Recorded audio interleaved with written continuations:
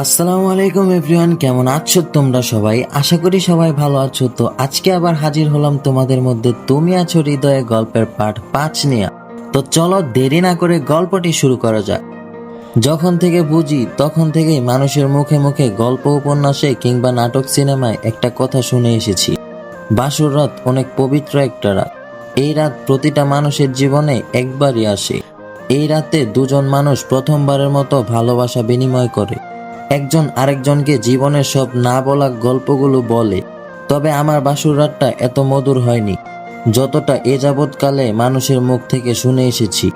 অবশ্য আগে থেকেই জানতাম এমন কিছু একটা হবে আমার সাথে, তাই এটা নিয়ে খুব একটা চিন্তিত নই আমি। বিবাহিত জীবনটা বাহির থেকে সুখের দেখা গেলেও ভিতর থেকে যে সুখী না সেটা আমি খুব ভালো করেই জানি। সকালে ঘুম থেকে উঠতে আমার অনেকটা দেরি হয়ে যায়। বাহিরে বের হতেই দেখলাম মায়ের সাথে রোদেলা গল্প করছে। আমি ভেবেছিলাম আমার মতো হয়তো বাবা মায়ের সাথেও রোদেলা ভালোভাবে কথা বলবে না, কিন্তু যখন নিজ চোখে দেখলাম মায়ের সাথে রোদেলা খুশি মনে কথা বলছে, তখন নিজের ধারণাটাকে আজগুবি মনে হলো। হোক না এটা অভিনয়, তবুও আমি অনেক খুশি। মেয়েটা আমার মাকে খুশি করার জন্য অভিনয় করুক কিংবা সত্যি সত্যি মন থেকে কথা বলুক, এতে আমার কিছু আসে যায় না। সে আমার মায়ের সাথে কথা বলছে, এটাই আমার কাছে অনেক গুরুত্বপূর্ণ। মেয়েদের জীবনটা কতই অদ্ভুত, তাই না? সারা জীবন যে বাড়িটাকে আপন মনে করে বেড়ে ওঠে, একসময় সেই বাড়িটাকেই ছেড়ে চলে যেতে হয়। নতুন ঠিকানায় নতুন নতুন সব মানুষদের সাথে মানিয়ে নিতে হয়।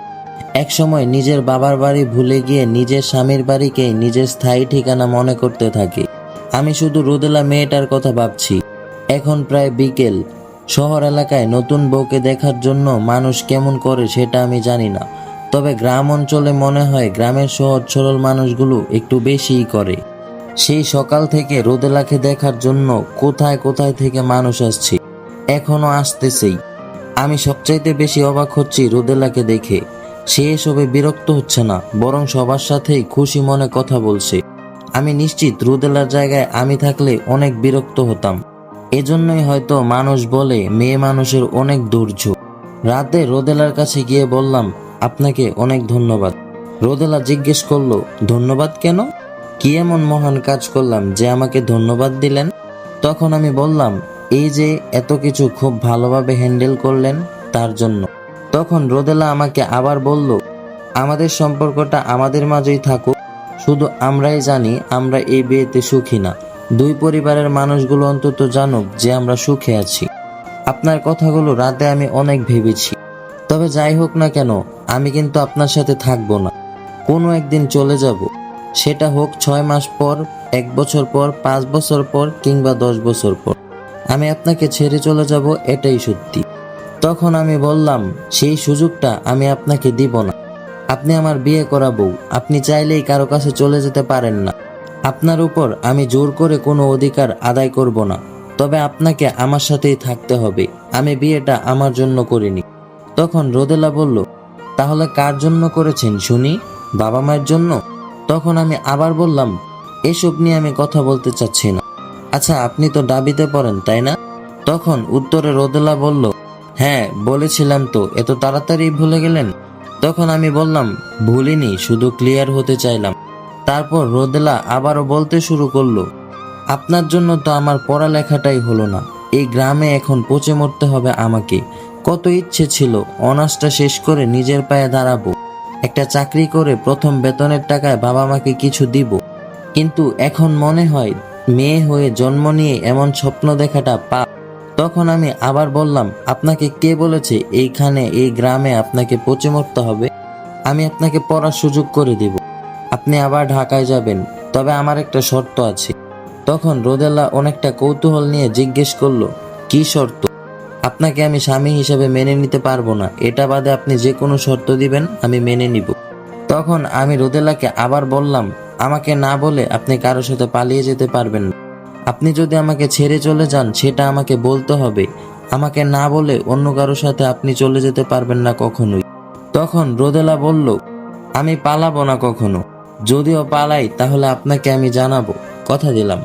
তখন আমি রোদেলাকে আবার বললাম, আমি আমার পোস্টিং ঢাকায় নিয়েছি শুধু আপনার জন্য। আপনি যেন আপনার স্বপ্ন পূরণের দিকে এগিয়ে যেতে পারেন। কোনোদিন যেন বলতে না পারেন আমি আপনার স্বপ্নগুলো পূরণ করতে দেইনি। তখন রোদেলা আমার কাছে বলল, আমি অনেক কৃতজ্ঞ আপনার কাছে, তবে আমার কাছ থেকে প্লিজ কখনো স্ত্রীর মতো কোনো কিছু আশা করবেন না। তখন আমি বললাম, অ্যাটলিস্ট বন্ধুর মতো ব্যবহার তো আশা করতে পারি, তাই না? তখন রোদেলা বলল, হ্যাঁ তা অবশ্যই পারেন। তখন আমি মনে মনে বললাম, এটাই আপনাকে কাছে পাওয়ার আমার প্রথম ধাপ। আমার এমন সিদ্ধান্ত বাবা সহজভাবে মেনে নিলেও মা কিছুটা মন খারাপ করলেন। তার কথা মতো আমার ঢাকাতে পোস্টিং নেওয়াটা মোটেই উচিত হয়নি। এখানে বাবা মায়ের সাথে থাকলেই তো পারতাম। কি দরকার ছিল ইট পাথরের শহরে যাওয়ার, যেখানে এক ছাদের নিচে থাকলেও কেউ কাউকে চিনে না, কেউ কারো বিপদে এগিয়ে আসে না, সবাই শুধু নিজেদেরকে নিয়ে ব্যস্ত। অথচ গ্রামের মানুষগুলো কত আলাদা, সবাই সবাইকে চিনে, সবাই সবার বিপদে এগিয়ে আসে। মাকে যখন বললাম, আমি আমার জন্য ঢাকা যাচ্ছি না মা, রোদেলার জন্য যাচ্ছি। মেয়েটার অনেক স্বপ্ন, আমি যদি এখানে থাকি তাহলে কি আর তোমরা তাকে একা ঢাকাতে থাকতে দিবে? আর তোমরা দিলেও তো মানুষজন অনেক আজে বাজে কথা বলবে বিয়ের পর হাজবেন্ডের সাথে না থেকে ঢাকায় যায় পড়তে। রোদেলার বাবা মাও এমনটা চায় না। তুমি কি চাও তোমার ছেলের জন্য কোনো মেয়ের স্বপ্ন ধ্বংস হোক? জানি চাইবে না, তাই আমি এমন সিদ্ধান্ত নিয়েছি। আর আমাদের সাথে তোমরাও যাবে। বাবা মা আমাদের সাথে যাবে না সেটা আগে থেকেই জানতাম আমি, কারণ তারা এই ভিটেমাটি ছেড়ে কোথাও যাবে না। জীবনের শেষ নিঃশ্বাস পর্যন্ত তারা এখানেই থাকতে চায়। তাই আমি তাদেরকে জোর করলাম না। তবে আমার চলে যাওয়াতে মা খুব একটা খুশি না। তবে যখন মাকে বললাম আমি প্রতি মাসেই তোমাকে দেখার জন্য চলে আসব, তখন মায়ের মুখ কিছুটা উজ্জ্বল হলো। কিছুক্ষণ পর আমি আর রোদেলা এত পরিচিত জায়গাটা ছেড়ে ঢাকা চলে যাব। শুনতে অবাস্তব লাগলেও আমি ঢাকা শহরটা খুব ভালোভাবে চিনি না। এর আগেও আমি ঢাকাতে গিয়েছিলাম, কিন্তু গেলেও খুব একটা ঘুরে দেখতে পারিনি। তাই শহরটা আমার কাছে অপরিচিতই বলা যায়। তবে রোদেলার কাছে নতুন না, সে ঢাকাতে অনেক দিন ছিল। ট্রেনে যেতে চাইলেও রোদেলার বাবা মা আমাদের জন্য একটা প্রাইভেট কারের সাথে একটা ছোটখাটো ট্রাকেরও ব্যবস্থা করে দিয়েছেন, যেটা সরাসরি বাসার সামনে নামিয়ে দেবে। যেহেতু অনেক মালপত্র নিতে হচ্ছে, তাই এমন ব্যবস্থা করে দিয়েছেন। অবশ্য ভালোই হয়েছে এটা করাতে।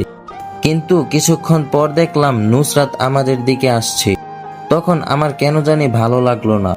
তার এই অসময়ে এখানে আসার কারণটা আমি বুঝলাম না। সে তো আবার কোনো ঝামেলা করতে আসেনি। দূর, কি ভাবছি আমি, তার সাথে আমার তেমন কোনো কিছু নেই যে সে ঝামেলা পাকাবে।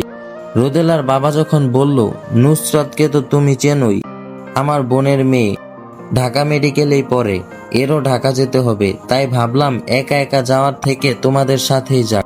আমি কিছু বললাম না। নুসরাতকে দেখে রোদেলা অনেকটা খুশি হয়েছে। মনে হচ্ছে অনেক দিন পর কাছের কোনো মানুষকে দেখতে পেল সে।